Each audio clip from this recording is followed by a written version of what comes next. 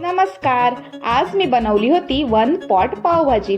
कशी बनवायची चला बघूया आजच्या व्हिडिओमध्ये. झटपट आणि पटकन होणारी रेसिपी आहे.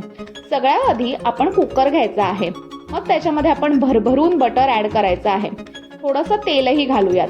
मग हे गरम झाल्यावर त्याच्यामध्ये घालूयात जिरं तडतडलं की मग आपण कांदा त्याच्यामध्ये ऍड करूयात. कांदा जो आहे तो चांगला परतवून घ्यायचा आहे. कांदा परतला की मग आपण त्याच्यामध्ये ऍड करूयात आलं लसणाची पेस्ट. आलं लसणाची पेस्ट सुद्धा आपण चांगली तेलामध्ये परतवून घेऊयात. मग आपण ऍड करूयात टोमॅटो घातलं की लगेच मीठ घालूयात, म्हणजे टोमॅटो जे आहेत ते पटकन शिजतील.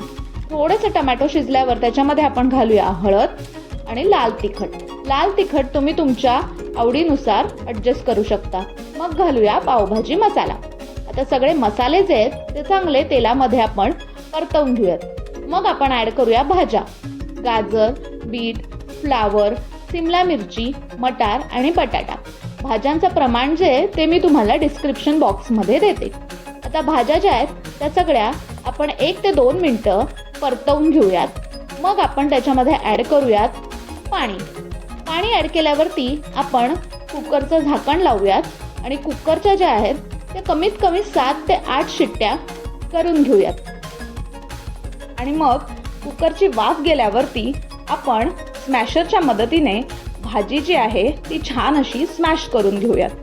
भाजीची कन्सिस्टन्सी तुम्ही तुमच्या आवडीनुसार ॲडजस्ट करू शकता. इथे आपण आता तडका बनवूया.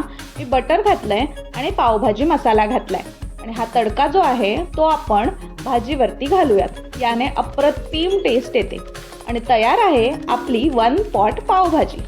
व्हिडिओ आवडले असल्यास नक्की लाईक करा, शेअर करा, कमेंट करा आणि चॅनलला सबस्क्राईब करायला विसरू नका. चला बाय, भेटूया नवीन व्हिडिओमध्ये.